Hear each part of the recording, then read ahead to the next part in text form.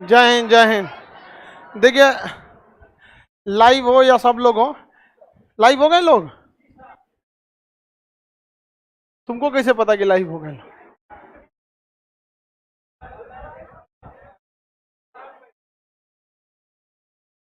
चलिए, ये बैच देखिए, मैथ बहुत जरूरी है आपके रिजल्ट के लिए भी।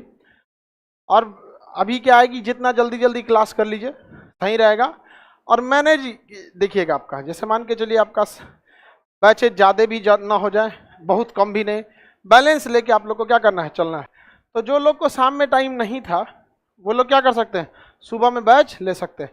पूरे कंप्लीट बैच को पीके सर लेंगे और आपको किसी को भी, चाहे लड़का हो या लड़की, सबको भी समझ में आएगा पूरा मैथ। हाँ, लड़का और लड़की दोनों को पूरा समझ में आएगा। क्लास कौन लेंगे, पीके कहाँ, सर कहाँ?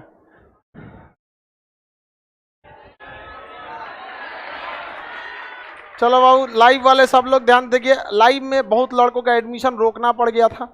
एक्चुअली क्या था कि जितना जगह रहेगा हम लोग उतना ही ले सकते हैं। समझ में आया कि नहीं आ गया? तो अब ये पूरा बैच आप लोग को पीके सर लेंगे और किसी को कोई दिक्कत नहीं आएगा। जो दिक्कत आ गया समझिए कि जीवित नहीं है। अगर आप जिंदा हैं आपको समझ में आएगा। और यहाँ केवल ऐसा नहीं, केवल जीएस के लिए, हर सब्जेक्ट में आप चाहे रात में 8 से 9 रीजनिंग कितने लोग पढ़ते हैं? रात हो जाता है ज्यादा, लेकिन कोई प्रॉब्लम आता है, रीजनिंग बनता है कि नहीं? इंग्लिश कितने लोग क्लास करते हैं? इंग्लिश में दिक्कत होता है? तो हर चीज आप लोग को टाइम पे कंप्लीट हो जाएगा, एकदम कंप्लीट हो जाएगा। आगे की जिम्मेदारी सर की रहेगी। क्यों सर, कंप्लीट हो जाएगा कि नहीं?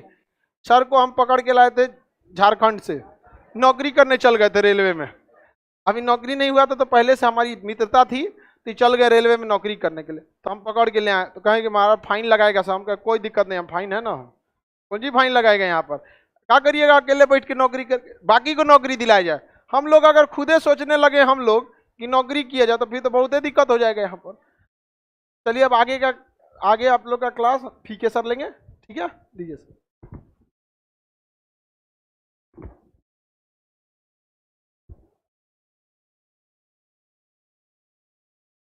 जय हिंद। हमें रेलवे में जॉब हो गया था, इसे सर से बहुत पुराना मित्रता था। सर कहते थे कि इस तरीके से तैयारी करिएगा तो जॉब होगा। वास्तव में पटना में जॉबे के लिए आए भी थे कि जॉब हो गया, समझिए कि ज़िंदगी सफल हो गया, मोक्ष मिल गया। अंततः सर जैसे कहते गए और उसे करते गए।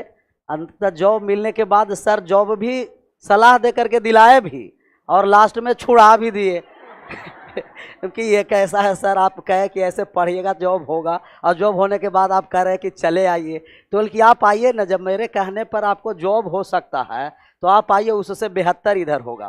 कि ठीक है, सर पर विश्वास शुरू से ही था और अभी उससे बेहतर का, उससे कया गुना बेहतर इधर चल रहा है। मन से पढ़ाई करो, ठीक है सर?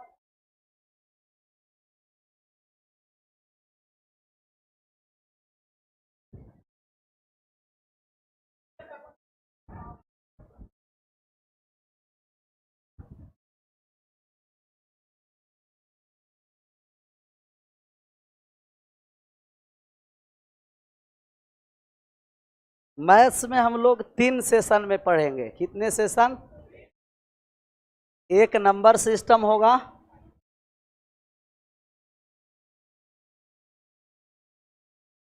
और एक होगा अरिथमेटिक,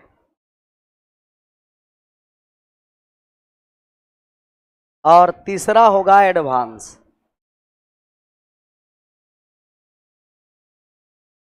ये सब के पता है ना, जानकारी है ना? नंबर सिस्टम का मतलब सिर्फ नंबर से नहीं, ऐसा ना कि नेचुरल नंबर गिन गए और उसे पढ़ लिए तो नंबर सिस्टम समाप्त हो गया। बहुत बड़ा नंबर सिस्टम चैप्टर है। अर्थमेटिक में जितना profit loss, time and work, percentage, ये सब है जो सब अर्थमेटिक में। ज्योमेट्री, अलजेब्रा, ये सब है वो क्या है आपको एडवांस में। तो सिलेबस लिखा दे तो नंबर सिस्टम पहले लिख दीजिए, और नंबर सिस्टम में क्या क्या पढ़ना है पहले हम लोग देखेंगे। लिख दिए 3 पार्ट, नंबर सिस्टम, अर्थमेटिक और advance.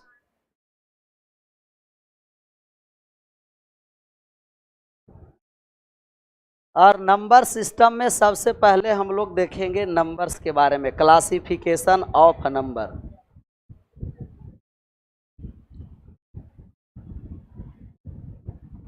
Classification of numbers.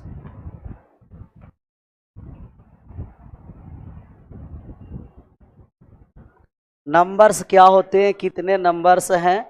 Numbers, natural numbers जानकारी है ना, किसे कहते हैं नेचुरल नंबर्स?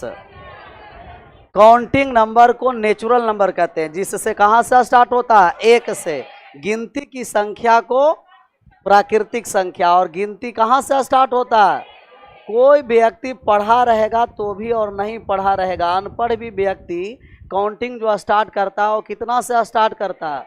एक से करता है ना स्टार्ट। उससे पूछिएगा, एकदम जो ठेपा मार रहेगा वो साइन नहीं करेगा, उसे कहिएगा कि अपने अंगुली में कितना है, हाथ में कितनी अंगुलियां, तो वो कहेगा कितना? 5, क्योंकि वो जान रहा है कितना से काउंट होता है, 1 2 3 4 और 1।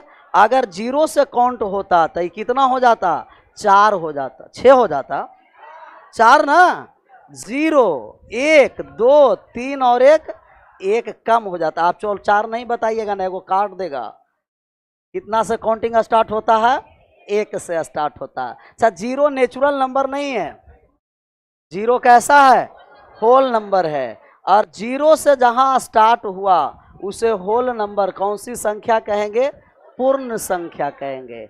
और 0 के साथ नेगेटिव भी चलाया, जैसे -1 -2 अनंत तक, और 0 भी है और प्लस में भी सब संख्या रहे, इसे कौन सा संख्या हम लोग कहेंगे? इंटीजर। ये सब है ना पता? ये सब पता होना चाहिए। पूर्णांक संख्या। अच्छा, 0 आप बताइए कि धनात्मक पूर्णांक है कि ऋणात्मक पूर्णांक है? 0 धनात्मक पूर्णांक कि ऋणात्मक? कुछ नहीं। 0 नहीं तो धनात्मक पूर्णांक संख्या है और नहीं तो ऋणात्मक पूर्णांक संख्या है। 0 एक उदासीन संख्या है, न्यूट्रल नंबर। कैसा नंबर है? इसलिए नहीं धनात्मक और ऋणात्मक है कि कोई संख्या में 0 को जोड़ेंगे और किसी संख्या में 0 को घटा दीजिए, संख्या पर कोई प्रभाव, अगर ये प्रभाव पड़ जाता तो कहते या तो धनात्मक होगा या तो, और 0 छोड़कर कोई संख्या को जोड़िए घटाइए, संख्या बदल जाएगा ना। तो 0 नहीं तो धनात्मक पूर्णांक संख्या है, नहीं तो ऋणात्मक पूर्णांक संख्या। सब प्रोटॉन, इलेक्ट्रॉन और न्यूट्रॉन जानते हैं ना? तब प्रोटॉन पर कौन सा चार्ज होता है और इलेक्ट्रॉन पर, और न्यूट्रॉन दोनों यही है। 0 यही है कि 0 पर भी कोई आवेश नहीं रहेगा, नहीं धनात्मक और नहीं ऋणात्मक, उदासीन संख्या है। अच्छा, 0 आप सम संख्या कह सकते हैं कि विषम संख्या? 0 सम है कि विषम है कि कोई नहीं है? 0 सम विषम की कोई नहीं। सम संख्या किसे कहते हैं पता है? ऑनलाइन वाले सब करा कि कोई नहीं है सर 0। सम संख्या मतलब इवन नंबर, सीबीएसई वाले हैं इसमें। इवन नंबर किसे कहते हैं बताइए? जो संख्या एग्जैक्टली 2 से क्या हो जाए? विभाजित। तो 0 2 से है विभाजित, है ना? है। और 0 2 से जब विभाजित है तो संख्या कैसा संख्या हो गया? सम संख्या हुआ। तो आप कहिएगा कि 0 3 से भी विभाजित है कि नहीं? 0 में किसी भी संख्या से भाग करेंगे तो क्या होता है? 0। और 0 5 से भी विभाजित है। तो आप बताइए कि 0 सम की विषम? अभी भी सम। ये 3 से है, 5 से है, सभी संख्या से है, दोनों है? नहीं, 0 अभी भी सम ही है। सम का ये डिफिनीशन नहीं है कि वो ओनली 2 से विभाजित होना है, लेकिन 2 से अवश्य विभाजित होना है। कोई भी संख्या 2 से और 2 के अलावा कोई भी संख्या से विभाजित हो।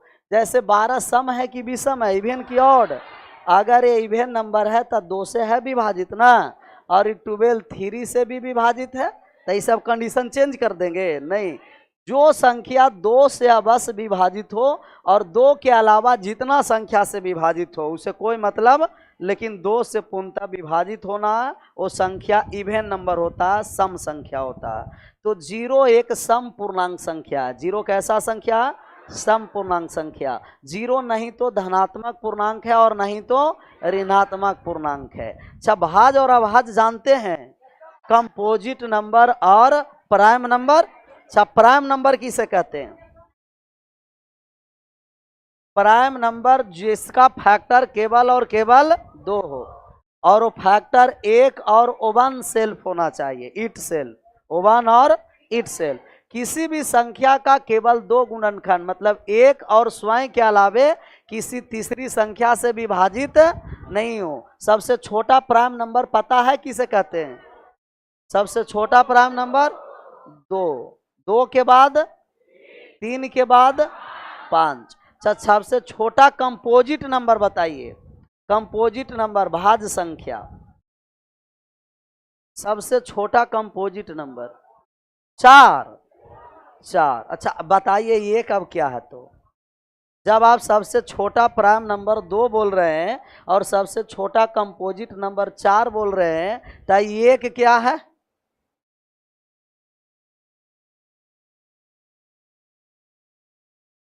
सबसे छोटा प्राइम नंबर अब 1 कहेंगे कि अब 2 कहेंगे? अभी भी 2 है। तो 1 के बारे में बताइए। 1 नहीं तो प्राइम नंबर है और नहीं तो कंपोजिट नंबर है, क्योंकि 1 का केवल एक ही फैक्टर है और प्राइम होने के लिए 2 फैक्टर की आवश्यकता, और कंपोजिट होने के लिए 2 से अधिक फैक्टर की आवश्यकता है।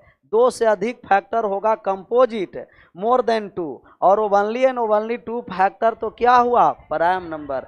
तो 1 is neither prime nor composite. 1 नहीं तो अभाज्य संख्या है और 1 नहीं तो भाज्य संख्या है। यह भाज्य और भाज्य में नहीं आया। अब 0 के बारे में बताइए। 0 भाज्य है कि अभाज्य है? मतलब कंपोजिट है कि प्राइम नंबर है? कंपोजिट है। नहीं, सबसे पहले प्राइम नंबर और कंपोजिट नंबर किसे बांटते हैं है पता?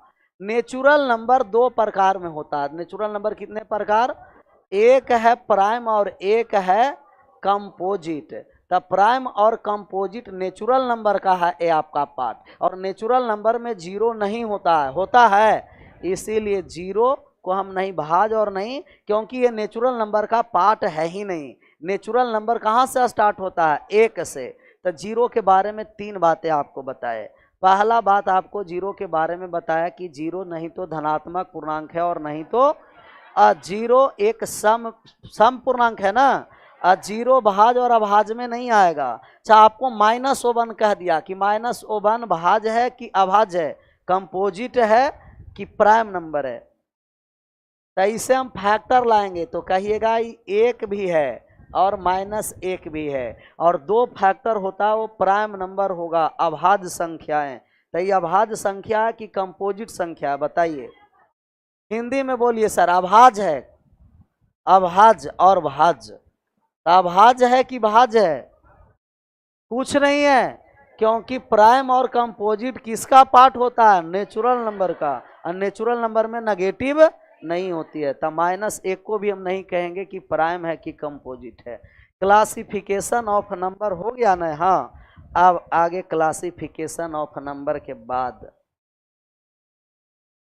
Square, square and square root, वर्ग तथा वर्गमूल, क्यूब एंड क्यूब रूट, घन तथा घनमूल।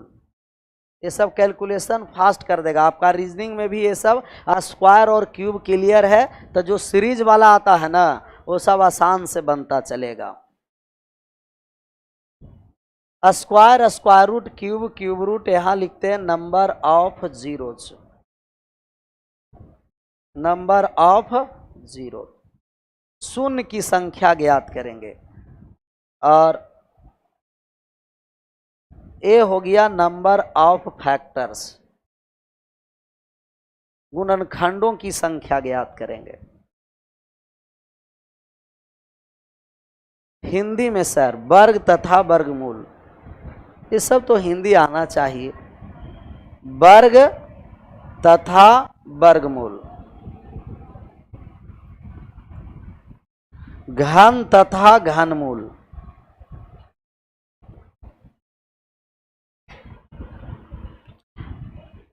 और ये शून्यों की संख्या है। गुणनखंडों की संख्या है।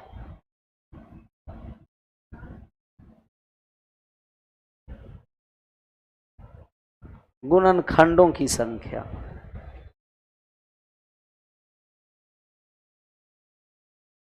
क्लासिफिकेशन ऑफ नंबर का मतलब संख्या का वर्गीकरण।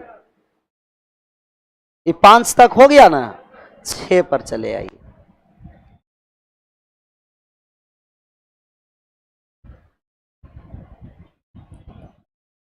डिविजिबिलिटी रूल, विभाज्यता का नियम।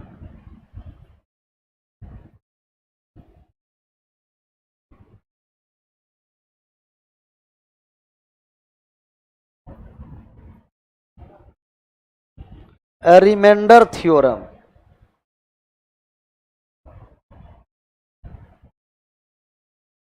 शेषफल प्रमेय। कौन सा प्रमेय? शेषफल प्रमेय। शेषफल प्रमेय।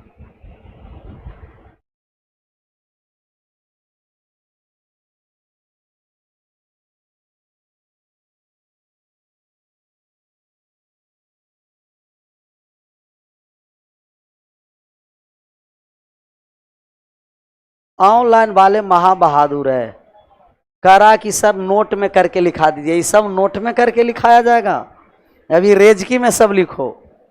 किस में? रेजकी में। रिमाइंडर थ्योरम के बाद यूनिट डिजिट। यहां तक छपा गया 7 तक ना। Classification of number, square and square root, cube and cube root, number of zero, number of factors, divisibility rule, reminder theorem. Unit digit, इकाई का अंक। बढ़ जाए आगे। हाँ बोल दीजिए। नंबर नहीं, आवाज आ रहा। नंबर किसका? संख्या का। हम आएंगे तो अभी सब सिलेबस लिख दीजिए। नंबर्स लाइन पर जो संख्या दर्शाया जाता है वो सब क्या होता है? नंबर्स होता है। आएंगे तो सब इमेजिनरी नंबर सब होगा। पहले सिलेबस लिख दीजिए।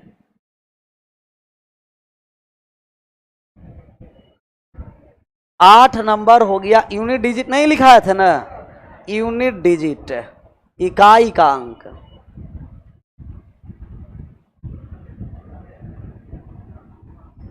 इकाई का अंक।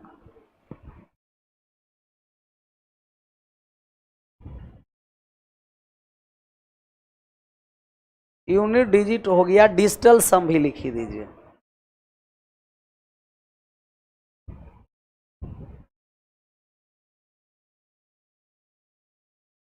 सर्ट्स एंड इंडिसेस, घातांक और कर्ण।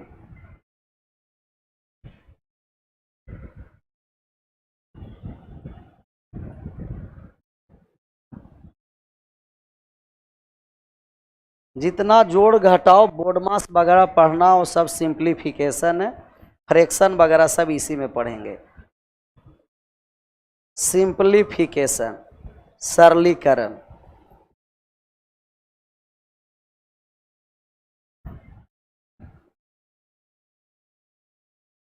LCM and HCM. AP, GP and HP. इतना हम लोग 13 टॉपिक पढ़ेंगे नंबर सिस्टम में।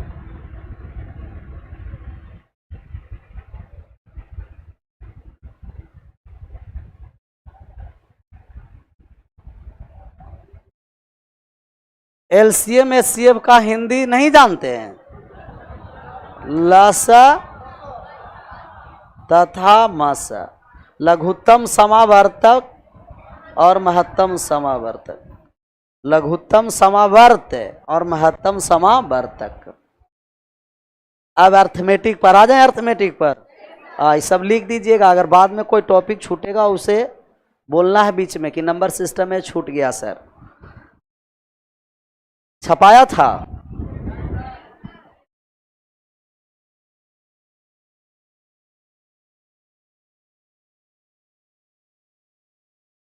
एपीजीपी मतलब, एपी का मतलब अरिथमेटिक प्रोग्रेशन, समांतर श्रेणी। जीपी का मतलब ज्योमेट्री प्रोग्रेशन, और ए हार्मोनिक प्रोग्रेशन। एपी एचपी का उल्टा होता है और एचपी एपी का उल्टा होता है, arithmetic.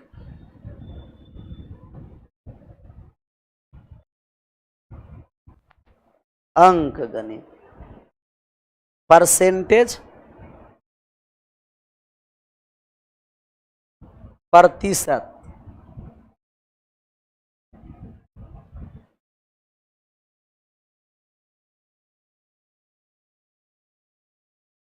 Profit loss and discount,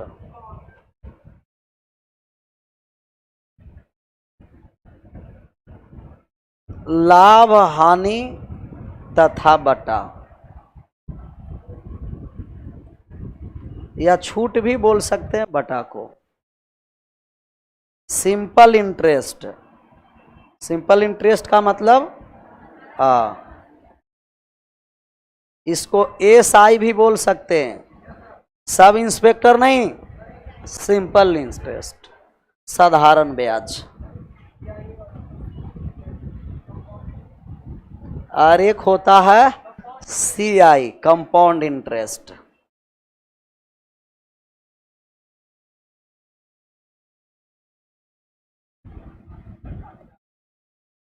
compound interest, चक्रवृद्धि ब्याज। चक्रवृद्धि ब्याज का मतलब कि ब्याज पर भी क्या लिया जाए, ब्याज, ब्याज का भी ब्याज लिया जाता है, वही चक्रवृद्धि ब्याज होता है। रेशियो एंड प्रोपोर्शन, अनुपात तथा समानुपात।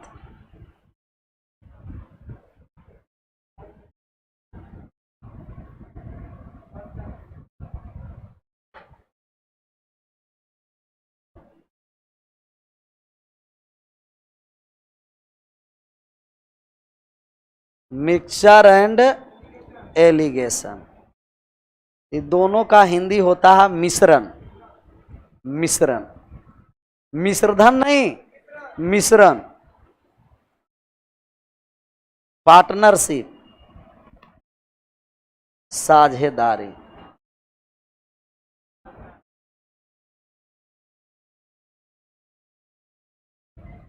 इस सब रेशियो का ये सब पार्ट है तीनों।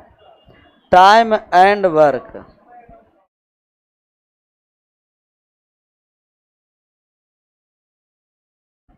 समय तथा कार्य।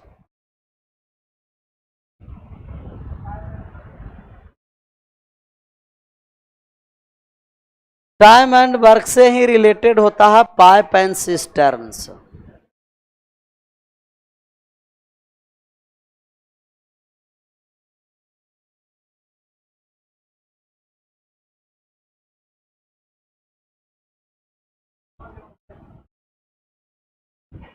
नल तथा टंकी।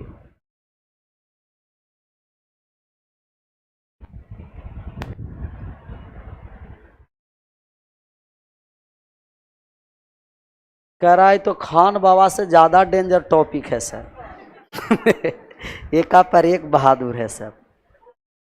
बुक भी लेना नहीं, अभी बुक नहीं लेना है, लेकिन प्रीवियस जैसे एसएससी के जो तैयारी करते हैं, एसएससी का प्रीवियस बुक रखना है। जौन सा टॉपिक समाप्त होगा एक बार पूरा आपका मटेरियल बनाना है, उसके बाद प्रीवियस बनाना है। साथ साथ मेहनत बहुत ज़्यादा करना पड़ेगा मैथ्स में।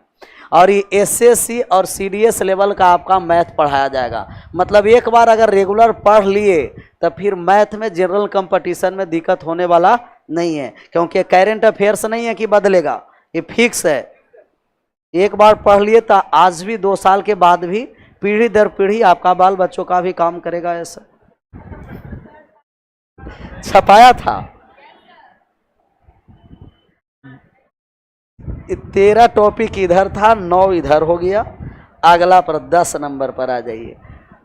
Time, speed and distance.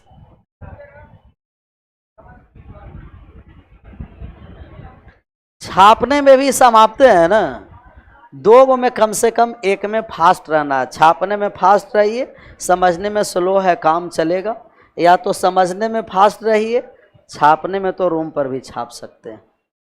आगे बढ़ जाएं। Time, speed and distance.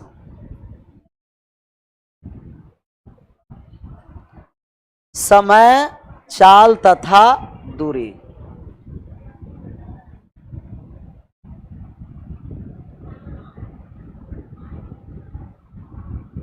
समय, चाल तथा दूरी।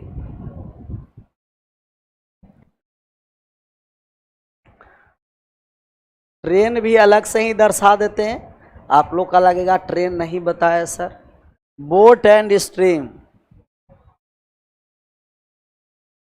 नाव तथा धारा।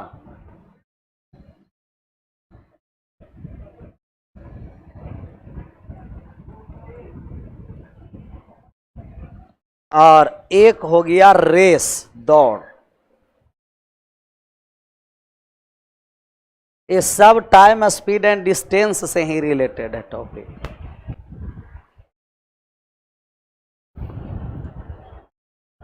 एक बचा एवरेज और एज।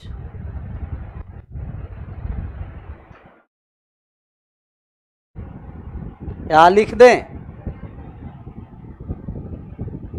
एवरेज एंड एज, औसत तथा औसत आयु।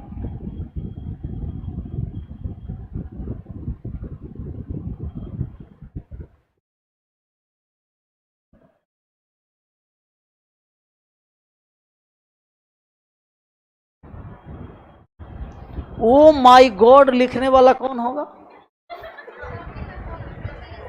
सीबीएसई वाले।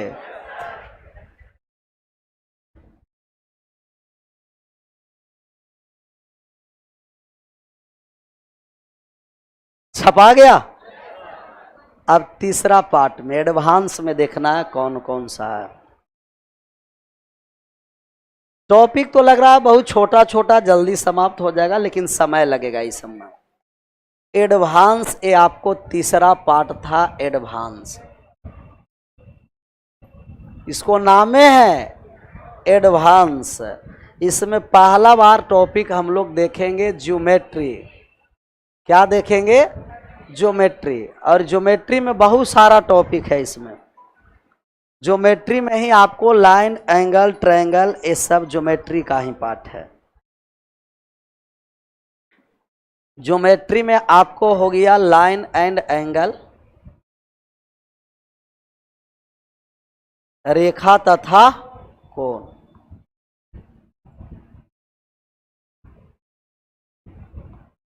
कौन सा रेखा? लाइन वाला। और ट्रायंगल, त्रिभुज, क्वाड्रिलेटरल,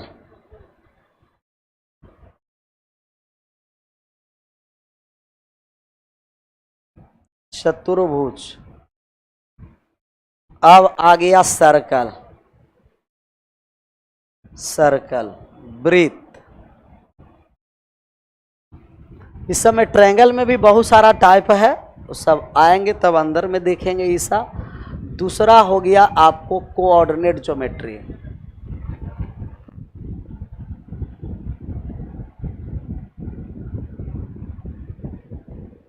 मेंसुरेशन, मेंसुरेशन में 2D और 3D दोनों देखेंगे हम लोग।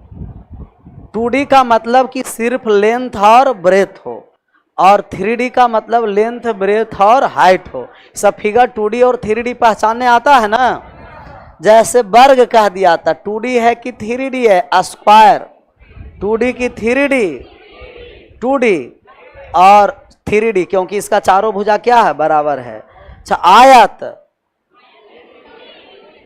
ये सब भुजा से नहीं, ये सब 2D और 3D होता है। जिसका आप आयतन निकाल सकते हैं वो 3D, और जिससे आयतन नहीं निकाल सकते हैं वो, तब वर्ग का आयतन निकाले हैं तब वो कैसे 3D हुआ, 2D हुआ। ये जितना आपको ये सब line, angle, triangle, quadrilateral, circle है वो सब क्या है आपको 2D है। 3D में घन आया, घन का आयतन निकलता है। शंकु है, बेलन है, घनाभ है, प्रिज्म है, पिरामिड, गोला, अर्धगोला, जिस आकृति को आप आयतन निकालेंगे वो 3D, और जिसका आयतन नहीं निकालेंगे वो सब क्या हो जाएगा 2D हो जाएगा। एलजेब्रा,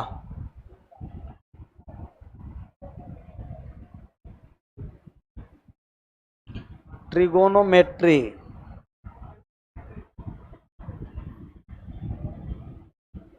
हाइट एंड डिस्टेंस,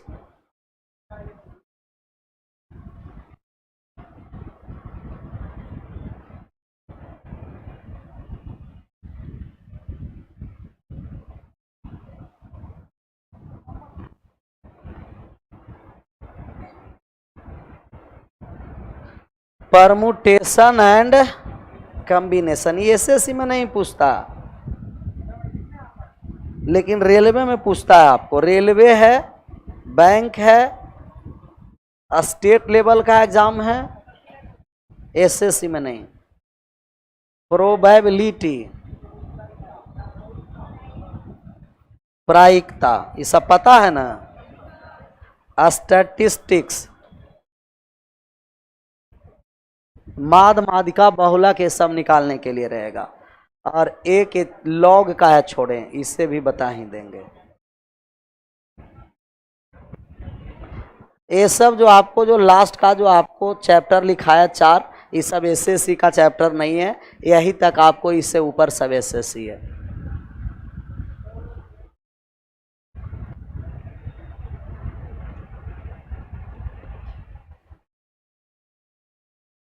आपका कोर्स लगभग चलेगा 1 साल तक। मैथ्स 2 घंटा कर देंगे, कुछ कम समय लगेगा, लेकिन अभी कुछ पढ़ने के बाद एडवांस भी 1 घंटा कर देंगे कि आपको अर्थमेटिक और एडवांस दोनों क्या हो जाए, साथ साथ समाप्त हो जाए। पहला पार्ट था, आपको नंबर सिस्टम देख लिए, 13 टॉपिक है। इसमें आपको क्या था, अरिथमेटिक, इसमें 14 टॉपिक था, और बाकी ये क्या है आपका एडवांस है। हम लोग कहाँ से स्टार्ट करेंगे, नंबर सिस्टम से। यहाँ तक छपाया है, छापिए इसे।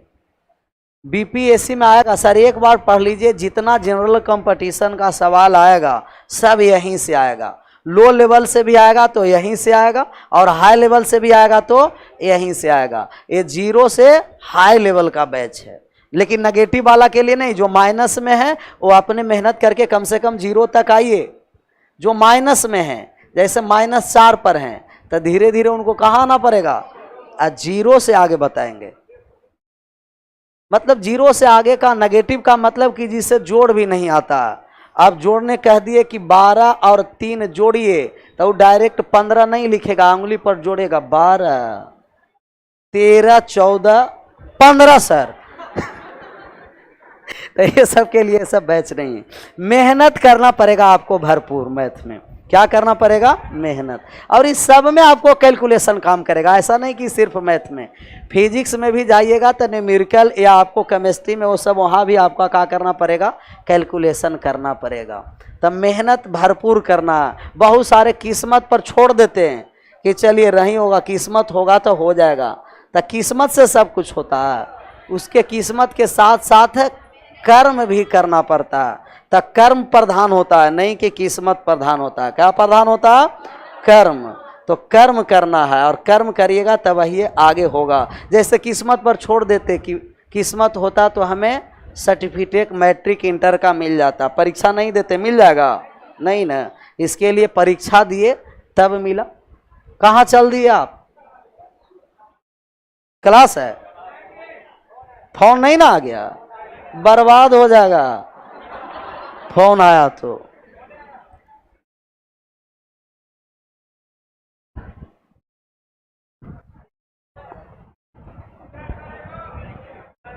अभी नहीं छपाया था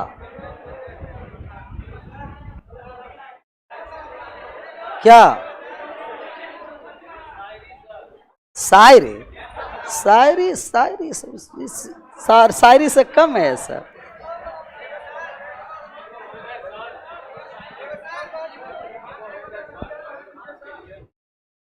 क्या असंभव है जगत में आपके प्रयास से, हर असंभव बना है संभव अनवरत अभ्यास से।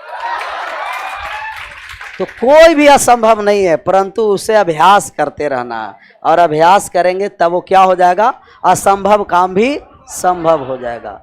एक 5वां या 6ठा में पढ़ने का कहानी नहीं था भारद्वाज वाला, करत करत अभ्यास ते जरमति संजही सुजान, रसरी आवत जात ते सिल पर परत निशान। सब जानते हैं वो महात्मा गांधी वाला तोता वाला कहानी है कि शिकारी आएगा, जाल बिछाएगा, दाना डालेगा, लोभ में वो खुद पढ़ रहा है और वही सबसे पहले जा भी रहा।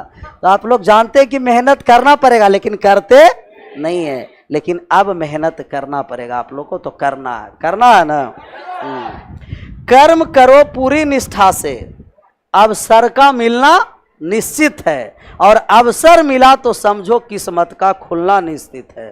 तो कर्म करिएगा तब होगा, इसके लिए कर्म करना पड़ेगा। मतलब मेहनत के अलावा कोई रास्ता नहीं है। आज मेहनत करिए या कल मेहनत करिए, लेकिन मेहनत आप ही को करना पड़ेगा। सिर्फ हम लोग का क्या है, रास्ता दिखाना है कि इस रास्ते पर चलिएगा तब सफलता मिलेगा। और जहाँ सफलता मिलने वाला रास्ता है वो आसान नहीं है, बहुत कठिन है। जहाँ देख रहे हैं कि जो जहाँ परेशानी है जिस रास्ते पर जाने में, समझना है वही मेरे रास्ता का मंजिल है, और इसी रास्ता से जाएंगे तो मंजिल मिलेगा। गलत रास्ता पर जाइएगा ना, वो एकदम फूल पत्ती बिछा रहेगा, कोई कंकड़ पत्थर नहीं रहेगा। तो लग रहा है कि पहले कोई रास्ता बनाकर चला गया, तो समझो कि खतरा का घंटी है, आगे चलने के बाद वहाँ खतरा है। और आप लोग तो मुश्किल रास्ता पर चलते नहीं हैं, ये सब स्वच्छ रास्ता खोजते रहते हैं। ये क्षणिक के लिए स्वच्छ है, बाद में जाकर क्या है, बहुत खतरा है। तो अपने जीवन से जो रोड़ा बना हुआ है उसे हटाना है। रोड़ा के मतलब समझ रहे हैं ना, मतलब कि मोबाइल से थोड़ा सा परहेज करना है। मतलब ऐसे नहीं हम करें कि मोबाइल से परहेज नहीं करना, पूरा परहेज करना है। लेकिन बहुत सारे को देखते हैं कि क्लास में भी 1 घंटा उसका मोबाइल नहीं बंद होता है, वो आता है 50 बार कॉल आएगा। जब ये यहाँ आ रहा है 50 बार कॉल, तो ये रूम पर आपको कितना बार आएगा, वो तो 50 के पावर n हो जाएगा n ना।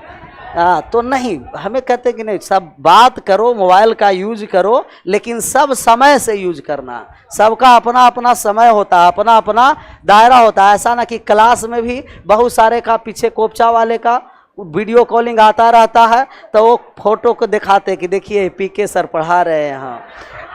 जहाँ एक बार ऐसे दिखा दिए, प्रमाण देने की आवश्यकता नहीं है। आपको कहना कि बात करना है तो करो, कोई प्रमाण नहीं। विश्वास करना है तो विश्वास करके बात करो। एक दिन जहाँ प्रमाण दिया, तो आज पीके सर के क्लास में दिखा दिया, कल कुछ और क्लास चल रहा होगा, तो वहाँ कैसे दिखाइएगा। इसीलिए कोई प्रमाण की आवश्यकता नहीं। क्लियर। तो आज से थोड़ा सा मोबाइल से क्या करना है, परहेज। मतलब मोबाइल से परहेज का मतलब टाइमिंग कर देना, कितना टाइमिंग में हमें घरे बात करना है, कहीं और ख्याल रखना है तो सबको ख्याल रखो, लेकिन साथ साथ क्या करना है, अपना ख्याल रखना। और आज से गार्जियन का भी घर भर फोन करके कह देना कि इतना बजे से, मान लिया जाए कि अपना समय है शाम में 8 से 9 बजे आप कॉल करिएगा तो हम रिसीव करेंगे, बीच में सब मोबाइल क्या रहेगा, बंद रहेगा। तो गार्जियन भी समझ जाएगा कि लगता है कि अब मेरे बाल बच्चों का अकल अब आ गया है। फिर पूछेगा कहाँ क्लास धरा है, तो पीके सर ही, तो काश और पहले धरा होता काश और पहले धरा होता कि अकल आ जाता। ये पहले से नहीं कह रहा था, अब कह रहा कि 8 से 9 में कॉल करना। लेकिन गार्जियन भी कम नहीं है, वो 8 से 9 में नहीं करके कभी कभी बीच में भी ट्राई कर देते हैं।